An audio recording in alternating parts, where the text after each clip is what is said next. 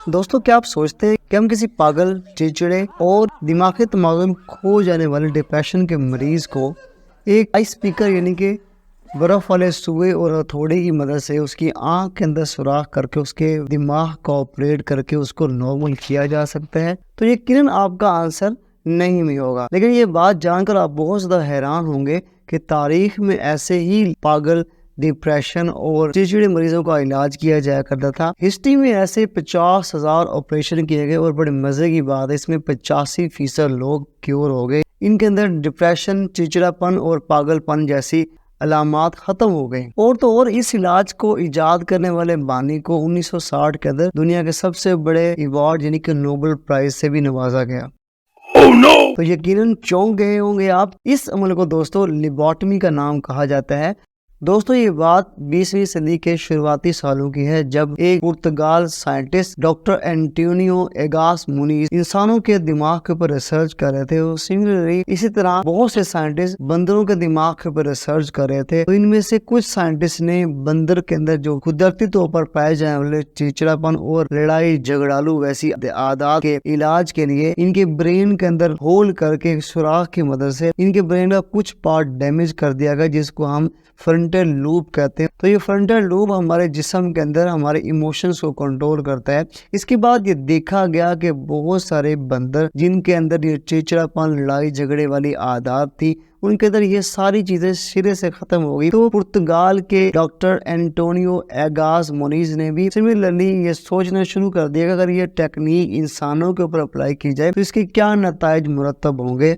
आखिरकार बहुत सारी सोच विचार के बाद डॉक्टर एंटोनियो एगास मुनीज ने 12 नवंबर 1935 के अंदर पहली दफा एक पागल और चिड़चिड़े आदमी का दिमाग के एक हिस्से से सुराख करके इसके दिमाग के फ्रंटल लूप को डैमेज कर दिया। उसके बाद ये देखा गया कि ऑपरेशन बहुत ज्यादा कामयाब साबित हुआ और उस शख्स के अंदर ये चिड़चिड़ापन और पागलों वाली हरकतें और डिप्रेशन सिरे से खत्म हो चुका था। तो फिर होना क्या था? इस ऑपरेशन के कामयाब होने के बाद वक्त गुजरता चला गया और एक के बाद एक मरीज का डिप्रेशन से जूझने वाले शिकार मरीजों का इलाज इसी तरीके से शुरू कर दिया गया। सो माय क्यूरियस फेलो, गुजरते वक्त के साथ साथ ये तरीका इलाज बहुत ज्यादा मशहूर होता चला गया। यूरोप समेत बरतानिया, अमेरिका, कनाडा, दुनिया के तकरीबन तमाम हिस्सों के अंदर इस तरीका इलाज को बहुत ज्यादा मुफीद और कारआमद देखा गया। तो कहानी में ट्विस्ट उस वक्त पैदा होता है जब यहाँ पर एंट्री करते हैं एक American neuro physician Walter Freeman, जो कि सिरे से एक न्यूरो फिजिशियन होते हैं। तो डॉक्टर वाल्टर फ्रीमैन डॉक्टर एगास मुनीज की इस रिसर्च और इस तरीका इलाज से इम्प्रेस हुए इन्होंने भी बहुत सारे लोगों की लिबोटमी परफॉर्म करना शुरू कर दी। जब इन्होंने ये देखा कि मरीजों की तादाद बहुत ज्यादा है अमेरिका के अंदर और ये काम बहुत ज्यादा टाइम कंज्यूमिंग है, इसके अंदर 4 से 5 घंटे सर्जरी में लग जाते हैं, तो इन्होंने ये सोचा कि इंसानी दिमाग के स्ट्रक्चर को समझते हुए अगर हम इंसानी दिमाग के अंदर फ्रंटल लूप को डैमेज करना चाहते हैं और इंसानी दिमाग के खोपड़ी यानी कि स्कल के ऊपर सुराख करते हैं तो वो कदरे सख्त होता है और इस तरीके से पहले स्कल को सुराख करना पड़ता है, उसके बाद उसको फिर दोबारा उसी हालत में लेकर आना पड़ता है, बहुत सारे स्टिचिंग टांके वगैरह लगाने पड़ते हैं। तो ये प्रोसीजर बहुत ही लंबा होता है और इस तरीके से बचने के लिए इन्होंने ये सजेस्ट किया कि इंसानी आंख, जिसको हम साइंस की जुबान में आई सॉकेट का नाम दिया करते हैं, इन्होंने कहा कि आई सॉकेट के अंदर जो अंदरूनी वॉल होती है उसकी मोटाई बहुत ही कम हुआ करती है और ये तकरीबन अंडे के शेल की तरह कमजोर हुआ करती है। क्यों ना आगे इंसानी आईज के ऊपरी हिस्से के अंदर आई सॉकेट के अंदर सुराख करके बड़ी आसानी से इंसानी दिमाग के फ्रंटल लूप तक पहुंचा जा सकता है और इस तरीके से इंसान के दिमाग के अंदर ड्रिलिंग करने से भी हम बच सकते हैं। तो फिर होना क्या था? इन्होंने भी फर्स्ट टाइम हिस्ट्री के अंदर एक खातून के आई सॉकेट के अंदर एक आई स्पीकर, जिसको हम आम अल्फाज में बर्फ वाला सुआ कहते हैं, घुसेड़ कर पीछे से उसको हिट किया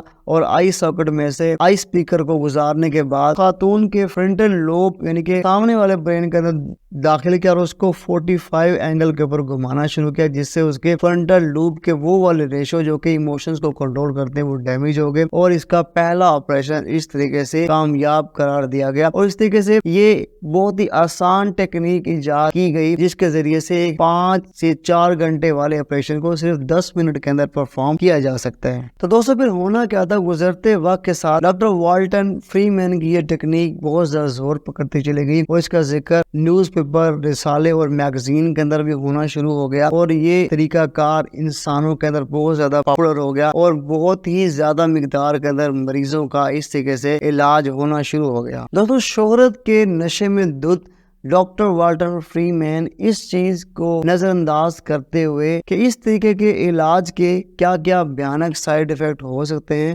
اور انسانی دماغ دراصل کس طریقے سے کام کرتا ہے، انہوں نے یہ بھی نظر انداز کر دیا کہ آیا کسی انسان کو چیک کیا جائے کہ وہ پاگل، ڈپریشن کا، انگزائٹی کا مریض ہے یا نہیں ہے۔ تو بلا جھجک اس طرح کے آپریشن ہونے شروع ہو گئے اور آپ جان کر امیزنگ ہو گئے ڈاکٹر والٹن فری مین اس طرح کے آپریشن کے لیے صرف $25 سے $35 ہی چارج کیا کرتے تھے۔ اور آپ یہ جان کر امیز ہوں گے کہ تقریباً 35,000 لیبارٹمیز، 50,000 لیبارٹمیز میں سے صرف اور صرف امریکہ کے اندر پرفارم کی گئی اس 10 منٹ والے آپریشن کی وجہ سے۔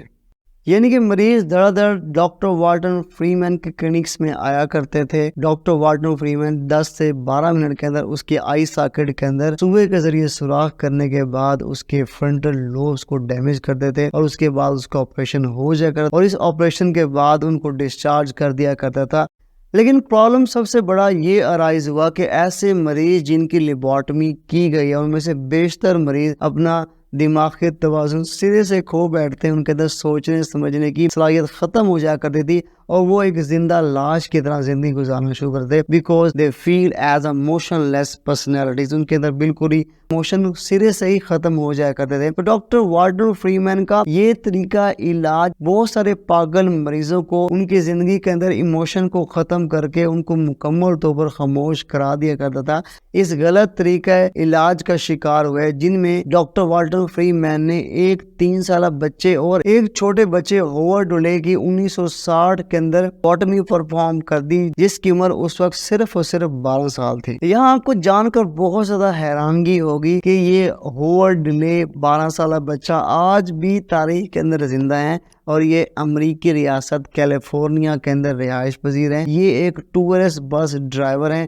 اور انہوں نے اس کے بارے میں اپنی ایک یادداشت کتاب بھی لکھی ہے جس کا نام ہے مائی لیبارٹمی۔ دوستو ویڈیو میں آگے دیکھتے ہیں کہ ڈاکٹر والٹن فری مین نے امریکہ کے اندر لیڈ کلاس یعنی کہ امریکہ کے 35ویں صدر جان ایف کینیڈی کی بڑی سسٹر روز میری کینیڈی کی بھی لیبارٹمی پرفارم کی گئی جب ان کی عمر 23 سال تھی، تو ان کی بھی لیبارٹمی ڈاکٹر والٹن فری مین نے ہی پرفارم کی تھی۔ لیکن سب سے بڑا مسئلہ یہاں پر یہ ہوا کہ لیبارٹمی کے بعد روز میری Kennedy not able to walk think she was totally emotionless۔ اس غلط پروسیجر کی وجہ سے روز میری کینیڈی کا دماغی توازن بالکل ہی ہمیشہ کے لیے ختم ہو گیا۔ تو دوستو اس غلط طریقہ علاج کی وجہ سے ایک 23 سالہ ہستی مسکراتی روز میری کینیڈی کو ڈاکٹر والٹن فری مین نے لیبارٹمی کرنے کے بعد پاگل مریض کے اندر کنورٹ کر دیا اور آخر کا 7 جنوری 2005 کو 86 سال کی عمر کے اندر روز میری کینیڈی کی ڈیتھ ہو گئی۔ دوستو لوگوں کے دماغ کے اندر آئی ساکٹ کے ذریعے سوا گھسیڑ کر ان کے دماغ کے فرنٹل لوب کو ڈیمیج کر کے علاج کیا جانے والا طریقہ اس وقت ختم ہو گیا جب بہت سارے ڈیتھ کیسز رپورٹ ہونے لگ گئے اور اس طرح ڈاکٹر اگاس مونیز کو ان کے ایک لیبارٹمی کروانے والے پیشنٹ نے 1939 کے اندر درد کی شدت کی وجہ سے ان کی ٹانگوں کے اندر بہت زیادہ گولیوں کے ذریعے شوٹ کیا اور ان کی ٹانگیں ہمیشہ کے لیے ڈیمیج ہو گئی اور انہوں نے پوری باقیہ زندگی ویل چیئر کے اوپر ہی گزاری۔ اور اس طرح ڈاکٹر والٹن فری مین کو 1967 کے اندر ان کی اس طریقے سے دردناک آنکھوں کے غلط سوراخ کر کے آپریٹ کیے جانے والی ٹیکنیک کو بھی بین کر دیا گیا۔ دوستو ڈاکٹر والٹن فری مین نے امریکہ کے اندر 3500 لیبارٹمیز پرفارم کی اس کے اندر سے کچھ لوگ سروائیو کر گئے اور کچھ ایسٹیمیٹڈ 490 لوگوں کی آپریشن کے درمیان ہی ڈیتھ ہو گئی، اور باقی جو لوگ بچ گئے انہوں نے بھی اپنی زندگی بالکل ہی ایموشن لیس گزاری۔ دوستوں کیسی لگی آپ کو ہماری آج کی انفارمیٹیو میڈیکل رپورٹ؟ اور آپ کو یہ ویڈیو اچھی لگی ہو تو کمنٹ میں لازمی بتائیے گا، اور آپ نیکسٹ کس لیکچر پر ویڈیو چاہتے ہیں یہ بھی ہمیں لازمی آگاہ کیا کریں۔ اگر ویڈیو اچھی لگی ہو تو دوستوں کے ساتھ شیئر کریں، ویڈیو کو لائک لازمن کیا کریں۔ اگر آپ نے ہمارے چینل کو سبسکرائب نہیں کیا تو پلیز ہمارے چینل کو ضرور سبسکرائب کریں تاکہ آپ کی ہیلتھ جرنی ہمارے ساتھ چلتے رہے۔ دوستوں لائک شیئر اور کمنٹ آپ کے لیے فری ہے، لیکن یہ ہمیں بہت زیادہ حوصلہ دیتا ہے، تو ویڈیو کو لائک کریں، شیئر کریں، چینل کو سبسکرائب کریں۔ اب تک کے لیے دیجیے مجھے اجازت، نیکسٹ ملیں گے اگلے لیکچر کے ساتھ، نیو ٹاپک کے ساتھ۔ بائے بائے، اللہ حافظ۔